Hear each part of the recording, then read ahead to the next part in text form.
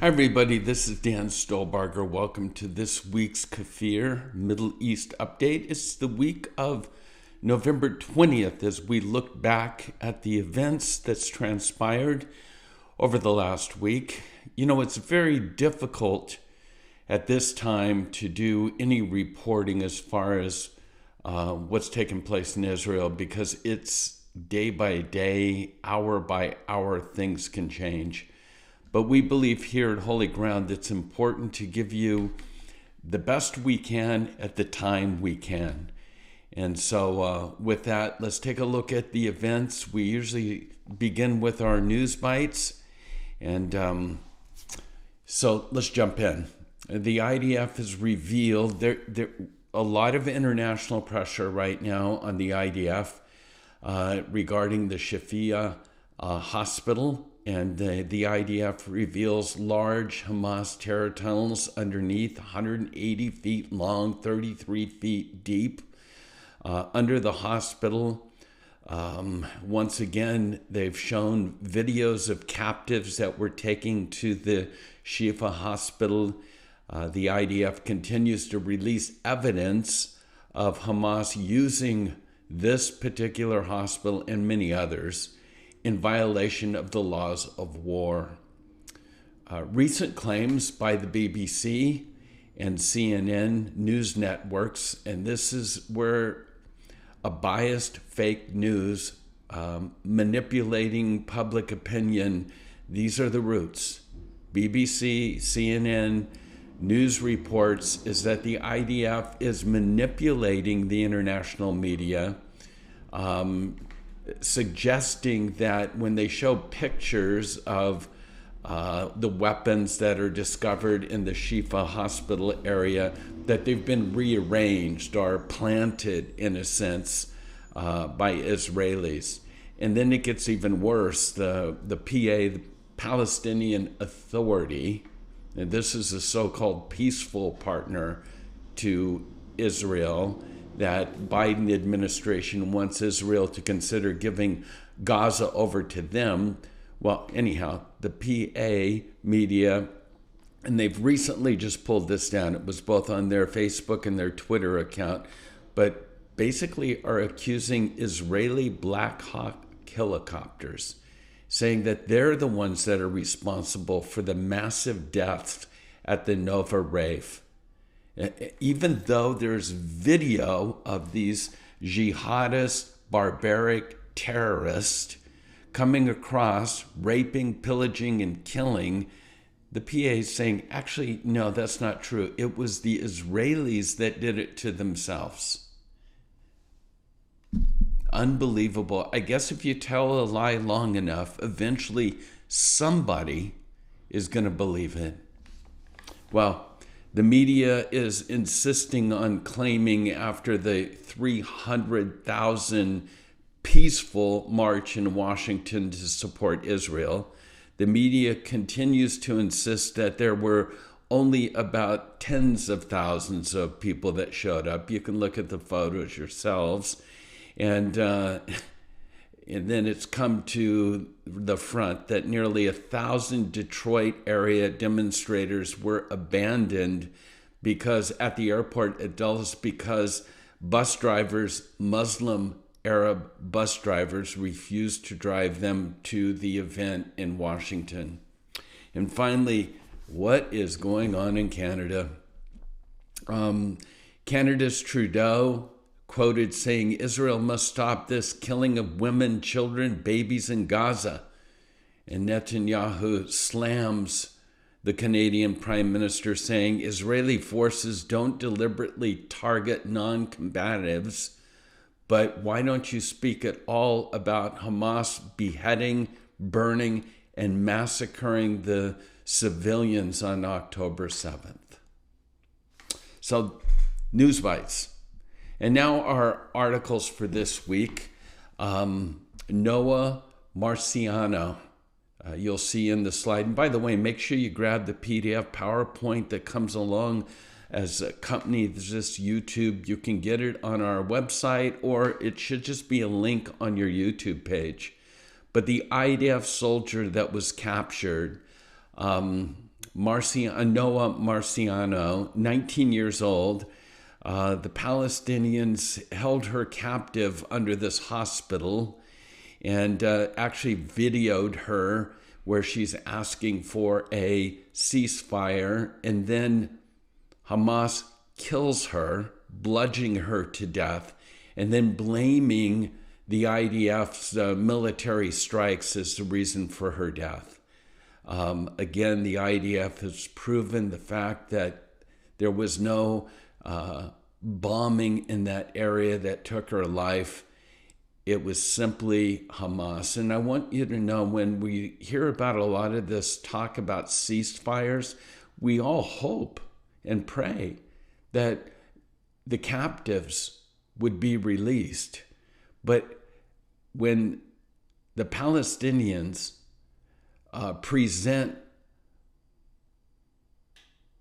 the abductees, and it's a chess match. It's psychological warfare, and they'll put things on the table, and everybody's anticipating, oh, it's going to happen, and they pull it away. They'll show pictures, and then they'll pull it away.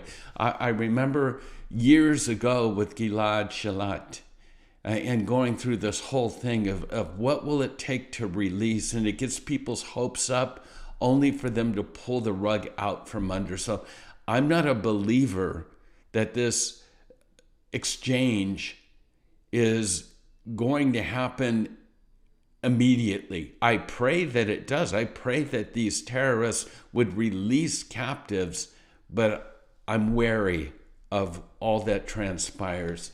Again, Netanyahu is not buckling under the pressure against Gaza, and he's stressing there's no hostage deal as for now.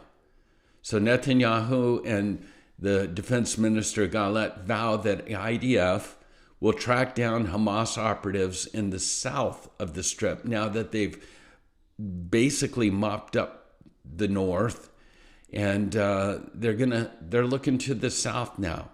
And Benny Gantz has said the war ends only when we can guarantee security and we can bring our boys and girls home. So again, and then Netanyahu to whoever the Hamas operatives are, wherever they might be, refers to them simply as dead men walking. Palestinian children comes to the front. You need to understand this legacy of hate. Fatah, that's the Palestinian Authority, did not complain that Israel's war prevents Palestinian children from growing up to be doctors, engineers, farmers, raising a family, traveling the world, or other positive goals. Their complaint, Fatah sees children in Gaza being killed as a tragedy because they won't be able to commit another slaughter of Jews, and for this they're blaming Israel. This corresponds to their message that's documented in the Palestinian Media Watch, that children should not expect happiness in life because they are merely ammunition destined to die as martyrs. That's what's the viewpoint is. The IDF, keep in mind, is fighting in Gaza. Their statements, this is not 1943 when burning Jewish babies won't be answered, the Holocaust. It's 2023. And whoever rises up to kill us just for being Jews, we will destroy. And then a poll among the Palestinians, right? Because there's always two-state solution ideas. Not all Palestinians support Hamas, etc., etc. Well, Carolyn Glick, huge respect for Carolyn Glick. Her article this week says that, and this was a poll that was done, that some 75% of Palestinians support the Hamas-led slaughter of October 7th. 75% support the slaughter. Another 11% didn't have an opinion, but they're neutral about whether it's a good idea to rape or torture, behead, burn alive, abduct women, rape women, men, children, infants. But still, 3/4 of Palestinians think this has been a terrific accomplishment. Likewise, same amount, 75% of Palestinians seek the annihilation of Israel. That phrase, from the river to the sea, Palestine will be free, is a one-state solution. And that solution is to exterminate, annihilate all Jews. So if Hamas doesn't represent the Palestinians, it's hard to understand who does represent them, because 76% of Palestinians support Hamas. 88% of Palestinians in Judea and Samaria support Hamas. And 60% of Gaza residents support Hamas. The PA, the Palestinian Authority, the Fatah, enjoys the support of only 10% of Palestinians. Truth spoken here. Massive support. You know, one of the greatest correctives of this blatant deceit among the media, sometimes a visual helps. So one of the greatest correctives of Tuesday's March for Israel, where nearly 300,000 pro-Israel supporters from across the country packed the National Mall, is that real life is not the same as virtual reality. And it serves as a reminder that the alarming videos that we so often see on our social media feeds, while they're very impactful and concerning as far as a barometer of what's being taught in our top schools, it does not represent the views of the majority of the overall American public. Okay? Even though the media gives more attention to these offshoots, demonstrations, than 300,000, we've already talked in this update that they still refuse to give that number. It's tens of thousands. Massive support among Americans today for Israel.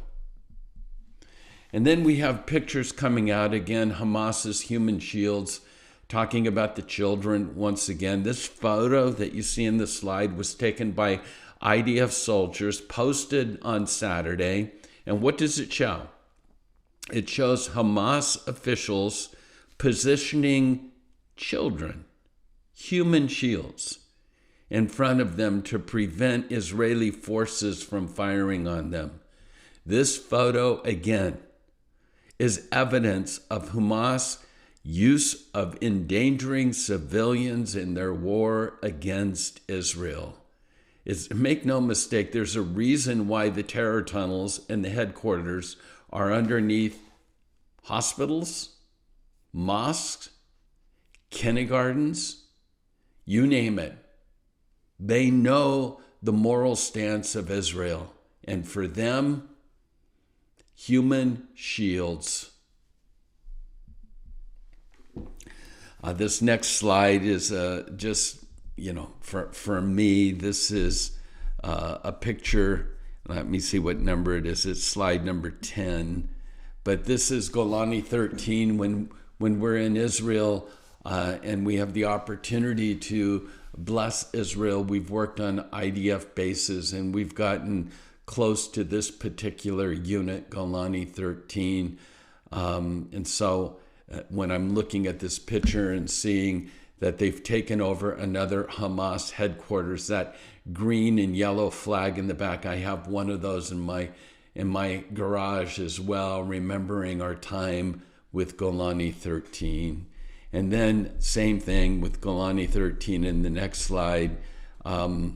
This, let me read this to you. This is a shot obviously taken from above.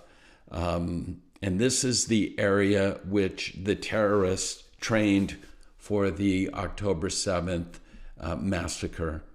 The soldiers of Golani Brigade held a battle formation on the spot as a sign of commemoration and remembrance in their memory of the comrades that have fallen in battle since the beginning of the fighting, and the place where Hamas organized and trained its forces. Golani 13 Battalion chose to deliver a clear message to the organization's operatives. On the parade ground, the battalions marked the Star of David. And as a sign of commemoration and remembrance, they held a parade in memory of their fallen and their continual resolve in their ongoing fighting. Golani 13, many friends.